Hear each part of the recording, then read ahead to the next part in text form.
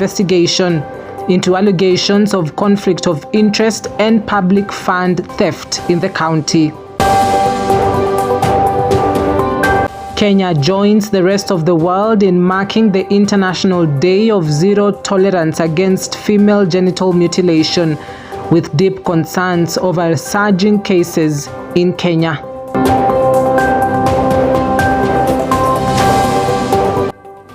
You are in great pair of hands tonight. Our sign language interpreter is Laura Omondi. My name is Cynthia Nanjala. Now, the Ethics and Anti-Corruption Commission, EACC, has arrested Bomet County Governor Hilary Barchok for allegedly embezzling county funds.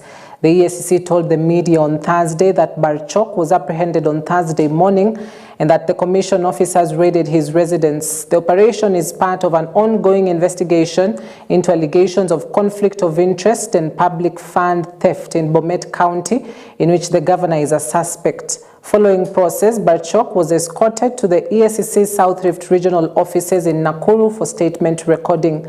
In November 2024, a group of Bomet lawmakers called on the EACC to investigate Barchok for alleged misappropriation of county funds.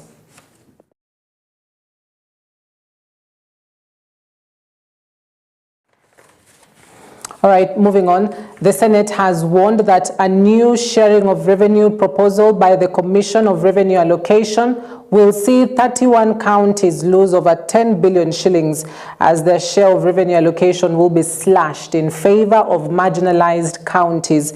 Now, despite the Commission seeking an extra 30 billion shillings under the fourth system that comes into force next year, the Senate vowed to shoot down the proposal, terming it as defective.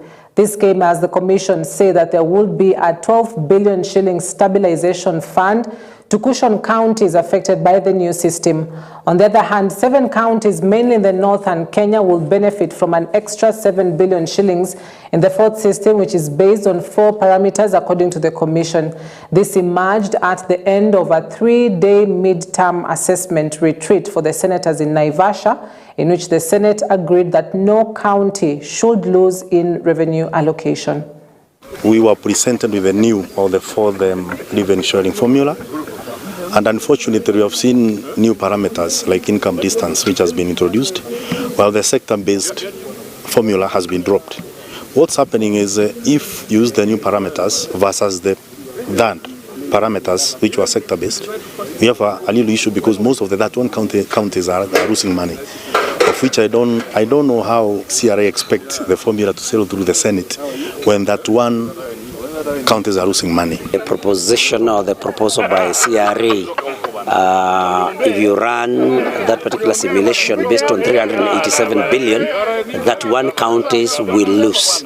But CRA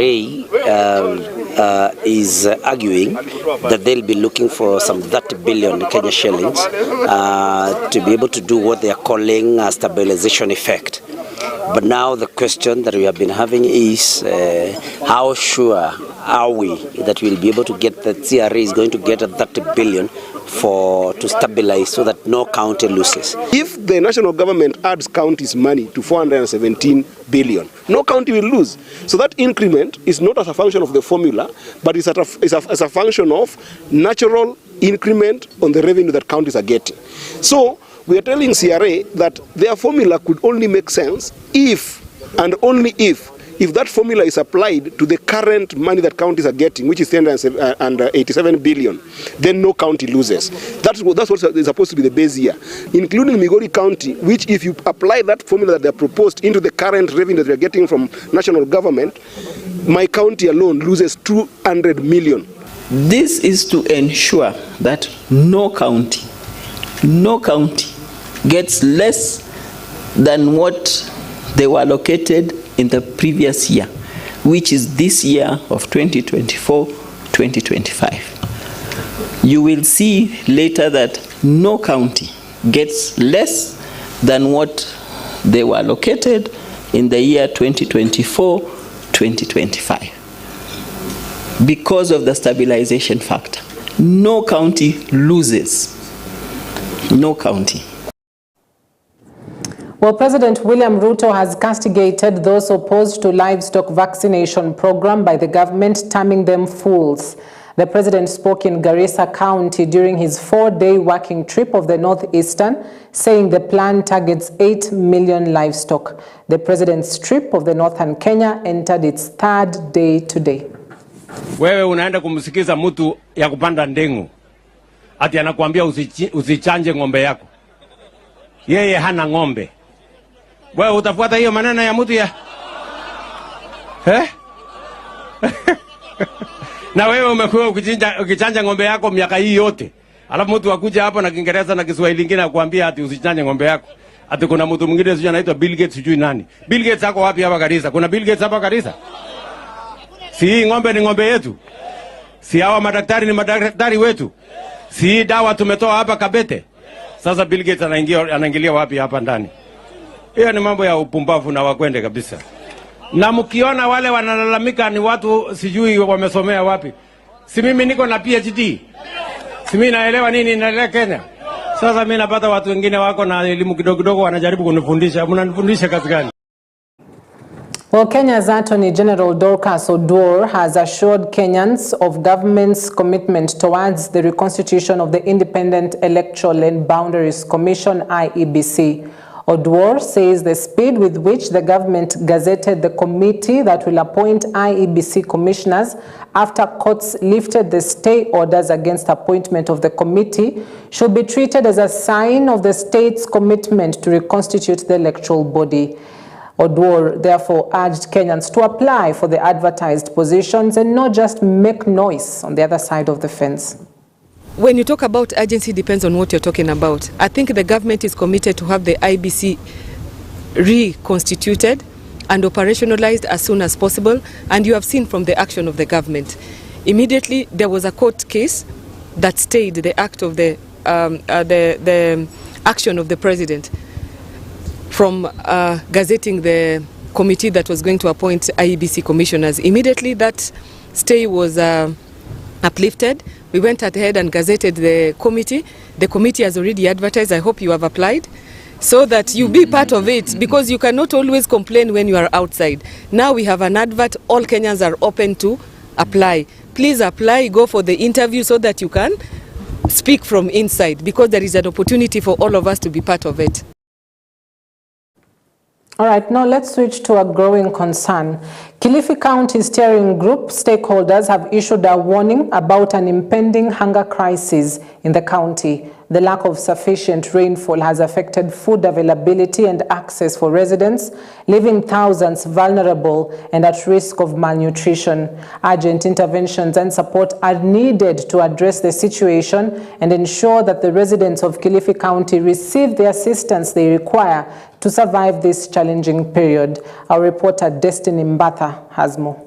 The county steering group, comprising of the county and national governments and non-governmental organization officials, warned that the hunger crisis situation could deteriorate further if urgent interventions are not implemented in the hardest hit areas. Kilifi County Commissioner Josephat Biwott, who chairs the CSG, confirmed that the severity of the looming crisis, revealing that maize harvest in the past season amounted to less than 33% of normal yields. Short rains ile ilipita tumekuwa na below average na production yetu ilikuwa chini sana, hata hatukupigisha. Kwa mfano mambo ya mahindi, it was less than 33% ile harvest walipata. So tumekaa na tukaangalia kwa umakini upande wa machi. Tumeona kwamba ile machi iko sasa itabakisha tu in the next 1 or 2 months itakuwa imeisha, especially on the areas of Cancer, Kaloleni na Magarini.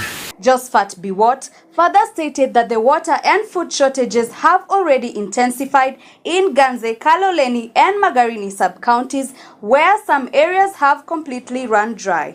While some parts of Kilifi County, such as Kilifi South, Kilifi North, and Dryby, are less affected, Biwott emphasized that relief efforts will be prioritized for the most vulnerable areas. Na tukiongea hivi, kuna bahali Magarini yenye hawana maji kabisa. Unaona hiyo water pans yote imeisha. So tumekaa chini kama committee wa steering group na tumekuja na njia nzuri sana jinsi ya tutakaa chini tuone vile tutasaidia watu wetu wa Kilifi kwa upande wa, tumeangalia maji, tumeangalia upande wa chakula, hata tumeangalia upande wa nutrition, kwa sababu sisi wote tuko hapa, it's cutting across almost 5 or 6 sectors, mpaka upande wa masomo ya wanafunzi. Tumeangalia hayo yote na tumeonelea kwamba lazima tukae tayari kwanza kuona kwamba hakuna mwenye atakuwa na shida kwa upande wa chakula. The National Drought Management Authority Kilifi County Coordinator Bakari Mwachakure attributed the growing food insecurity to unpredictable and insufficient rainfall caused by the climate change. He underscored the need for sustainable water management strategies such as constructing climate-resilient dams to store water and support irrigation farming. Kenya Red Cross Kilifi County Coordinator Kautha Lawi highlighted the need for interventions, citing reports from Health, Education and Livestock departments that indicated deteriorating conditions. Tatizo hili la ukame ama ukosefu wa chakula ambao tunasema ni food insecurity kwa sasa hivi limechangiwa na compounded effects ya failure ya misimu miwili iliyopita, mvua za mwaka jana na vuli ya mwaka jana, which is the long range assessment ya 2024 na long range season ya 2024 na short range season ya 2024. Kwa hivyo kufikia sasa ni kwamba uhitaji umeenda juu, na hata ile mvua ambayo tulipata, kwa sababu iko mabawa kadha wa kadha, sehemu hizo za Ganze, Kaloleni, vile ambavyo tumeambiwa hizo ndio sehemu zina uhitaji zaidi, zilipata mvua kidogo, isipokuwa mvua zenyewe zilikuwa za mabato, what we call erratic rains. Mvua zile zinanyesha kwa ghafla, zinajaza mabawa, alafu mvua inapotea. According to county rankings based on livestock, agriculture, education and malnutrition levels, Ganze is the most affected sub-county in terms of food insecurity, followed by Kaloleni, Magarini, Rabai, Kilifi South and Kilifi North. With the next rains expected to arrive late between the 1st and 2nd week of April and forecasting indicating below average rainfall, the next 2 months could be particularly difficult for residents. Most of the farmers did not pay. Destiny Mbada reporting for EBN TV. Now, the Cabinet has formally approved Kenya's concessional paper on foreign policy, paving its way for the parliamentary leg of its process. According to the Prime Cabinet Secretary and Cabinet Secretary Foreign and Diaspora Affairs Musalia Mudavadi, Parliament, which opens from recess next week, will open the paper for further public scrutiny through debates and contributions from other stakeholders. Formally, the Cabinet of Kenya has now approved the sessional paper on diplomacy and given the go-ahead for it to be tabled in Parliament, which will happen next week when Parliament reopens, so that it goes through the first reading, and then it will be available for further conversation and debate by a wider cross-section of the Kenyan people and our partners. This time, we are making it clear that diplomacy is not an exclusive club. We want diplomacy mashinani. We want the people to understand what is our policy across various issues, and we want them to engage so that it is no longer a mystery that diplomats are seen carrying a briefcase into a plane, and then they are seen coming back, and they assumed that they were just having a cocktail somewhere.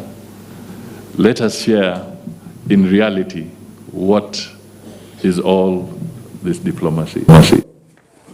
More victims of first choice recruitment and consultancy Kenya fraud continue to file reports with police in Eldoret, claiming to have been swindled millions of shillings. The agency had recruited thousands of youth whom they claimed to have secured jobs abroad for during the World Cup, as most of them had paid thousands for fees and transport, expecting to travel for better payment abroad. They claim for 3 years they are yet to travel, saying their efforts to get back their money, which they claimed after failing to travel, has not been fruitful for more than 2 years. They now want the government to intervene since they sold their properties for the promise of new jobs abroad, which till now they are yet to travel. Mwaka wa 2023 ilikuwa twende na baadaye hakutupeleka tena. Ikabidi sasa anaanza kutusungusha na tuambia next month, next year, hivyo mpaka sasa hivi bado hajarudishiwa pesa. Na pesa yenye nimempea ni 160,000. Na hiyo 160,000 alituambia ni pesa ya agency ingine bado ilikuwa ni ya visa. Hiyo ndio pesa yenye tulilipa 160,000. Tuliza pesa anatupea hopes ya kuna anatuambia next week I'm going to refund you the money or niwashughulikie. Na baadaye yako tushughulikia. Imekuwa muda sana tukiongoja ya kazi ya Judy First Choice ambaye alituahidi 2023 ya kwamba ametutafutia kazi nje ya Kenya. Tumeongoja kwa hiyo muda yote ya tukimjaribu kumuulizia anasema next week mtaenda or next month. Hiyo tumesubiri tu hiyo miaka yote mpaka 2 years sasa imeisha na atuone kama kuna option yote yenye ataweza tufanyia ya kazi. Tulikuwa ya World Cup kwanza. Sasa akatuambia tunalipa pesa 150,000 ndio 22 years contract. Sasa after that tunafanya interview, anatuambia tumekuja msign offer letter, tunasign. Kumbe alafu anatuambia tungoje. Tunangoja after 1 month anatuita tena interview. Tunangoja another 1 month interview. Sasa mimi ningeomba tu waturudishe pesa yetu. Wale investigative agencies wasaidie hao vijana wapate haki yao kwa upesi. Nimekuja na wao hapa Eldoret Police Station, wame-make report, tukakuwa referred kwa CCIO. Tumeenda kwa CCIO akasema kesi ya Judy iko headquarters, ingine iko kwa Senate. So ningeomba tu ili hao vijana wapate haki yao na wazazi pia wapate haki yao, Judy aweze kuchukuliwa hatua kwa haraka na uvesi ili our justice yao isikuwe delayed. Former Kenyan President Uhuru Kenyatta has called for expeditious peace talks between Rwanda and the Democratic Republic of Congo amid escalating wars in eastern DRC.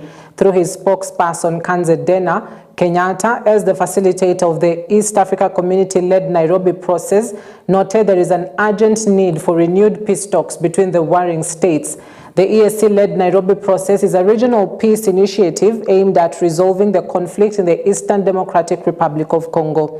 The retired President Uhuru Kenyatta also noted that an earlier ceasefire negotiated was dishonored, slowing down peace and diplomatic negotiations agreed in the peace process.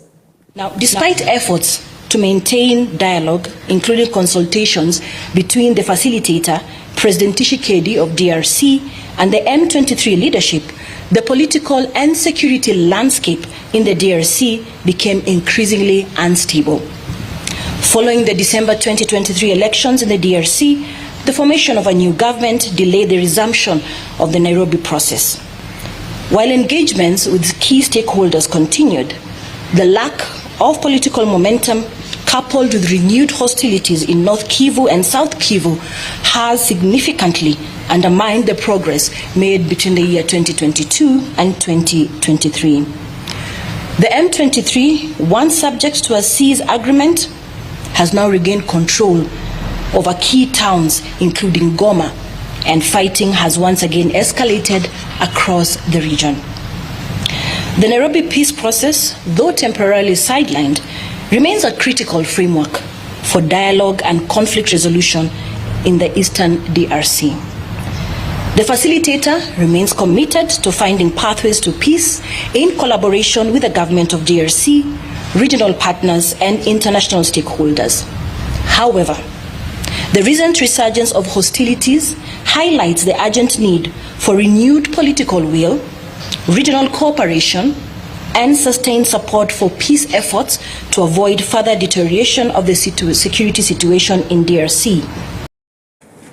By the way, reports coming from DRC indicate that at least 3,000 people have been killed since the M23 rebels began the warring issues in the eastern part of DRC. So that is something that is really worrying, not just for the East African community, but for the whole continent and the world at large. At that point, allow us to take a quick breather. We'll be back shortly with more news making headlines across Kenya. Population in all these counties is dependent on these drugs, and I am extremely worried that in the absence of those drugs we're going to start losing people. The stigma that had gone away will come back, and more importantly for me, and because of the statistics I have seen in Makueni, teenage infections between the age of 24 and 35 have increased tremendously, and therefore this admission of these drugs, the continuous counseling, because that is part of the team, is very critical. The Council of Governors have had a discussion, and I hope that that discussion can be fast-tracked very quickly to national level, because 54,000 Kenyans are going to lose jobs. And a host of hospitals, some in Makueni, will most likely close because they are losing up to 10 members of staff or nurses that were under the American program. I have seen serious protests in the US today by both Republicans and Democrats on matters US aid.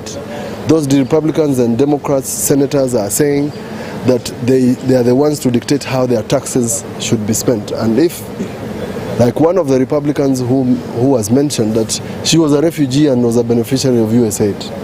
I mean, if they are saying that, we should speak even louder and say that it is against human rights to withdraw such services without. And I think that the national government ought to find a method, a diplomatic method, with the President of America and the American administration to have a transition.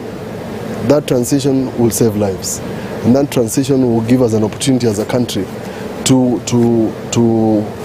find another method. I disagree entirely with President Uhuru Kenyatta, because if that was his thought when he was president of Kenya, he should have said so when he was president. He can't say so when he's out of office, and he left us with all these deals. These deals were done when he was in office, and therefore he can't laugh at us, because I think the president was laughing at us, and he was laughing at people he used to serve. The people who are being assisted and are alive because of the antiretroviral drug since 1990. We can't laugh at them, and I've seen them. So this is a matter of concern.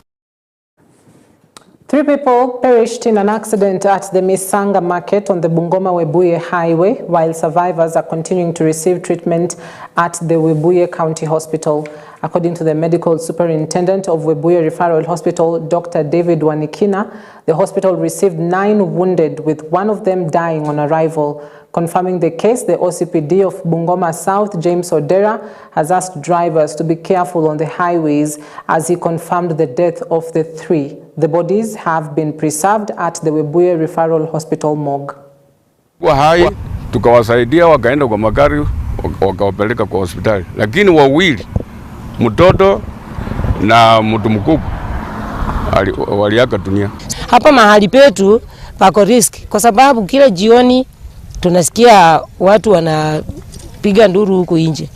Uokoaji wa usiku umekuwa ni mchache. Sura wengine, mmoja ako katika hali mahututi na tunaendelea kumhudumia, na kuna wagonjwa wawili ambao wanahitaji upasuaji ambao pia tunawashughulikia wapate kupata huduma.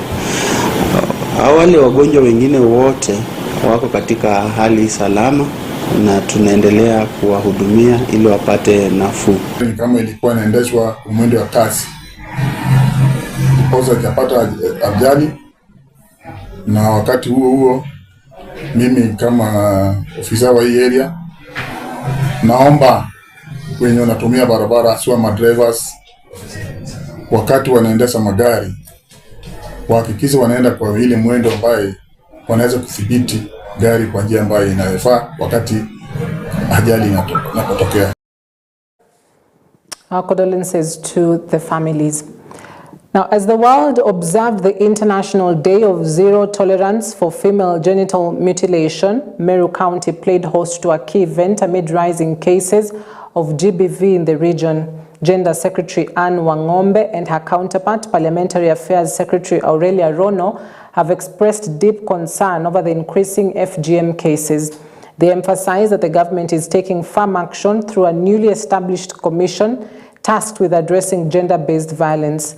Reports indicate that FGM has surged in Igembe and Tigania areas of Meru County 3 years after Kenya celebrated the supposed eradication of the practice in 2022.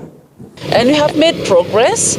According to statistics, in 2014 we were at 21%, but as per 2022 we are now at 15%. We are expecting that the statistics will go lower than that, but we are sad to announce that there has been some resurgence of female genital mutilation in the central region.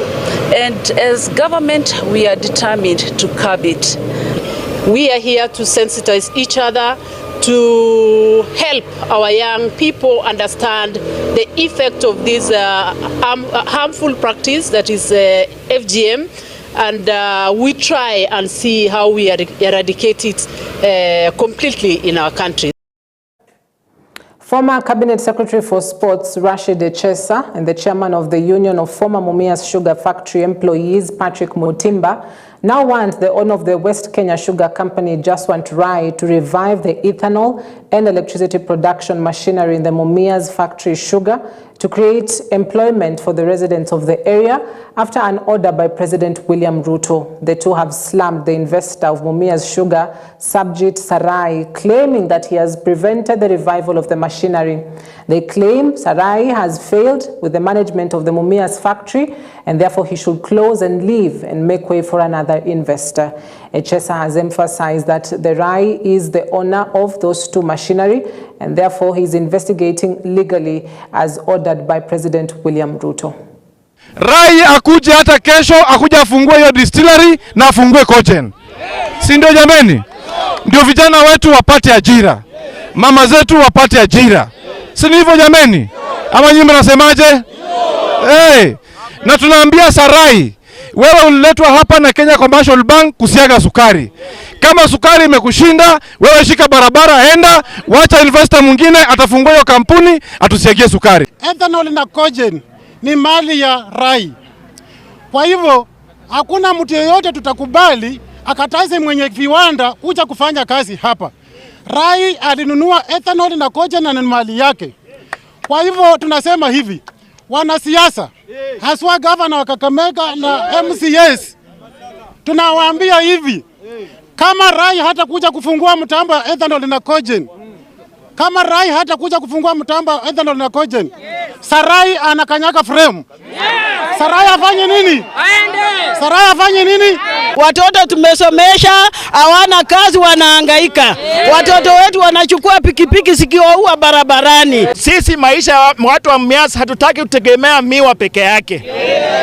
Tunataka Rai akuje vile amepewa kazi ya cogen na ethanol akuje afungue hapa. Kwa sababu ako na uwezo.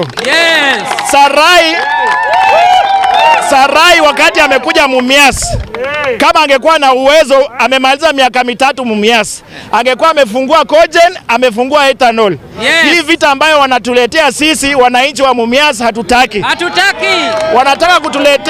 Wanataka kutuletea umaskini hapa Mumias na sisi hatutaki. Kwa hivyo naomba rais wetu, sisi tunakaribisha yule mwekezaji ambaye anaitwa Rai, ambaye amenunua ethanol, ambaye amenunua cogen. Tunataka rais waamurishe viwanda vyote ambao mulase zinamwagika ikuje hapa itengeneze pombe ili vijana wetu wapate kazi ili nchi yetu iendelee mbele. Huyu muhindi mwenye anafanya hapa Mumias Sugar Company saizi heri haende kwa sababu hajaajiri hata mtu mmoja. Na Iwapo ninadanganya leo, nataka mtu mmoja kwa huo au mhadhara atokee aonyeshe hii ni barua niliajiriwa nayo. Hakuna mtu yoyote Muhindi mwenyako saizi ameajiri mtu hapa. All right, ladies and gentlemen, that is where we wrap it up tonight. Thank you very much for watching. I hope that you are indeed up to date and informed on what is making headlines across the country. Thank you for watching. I've been in studio tonight with our sign language interpreter, Laura Omondi. My name is Cynthia Nanjala. Enjoy the rest of your broadcast.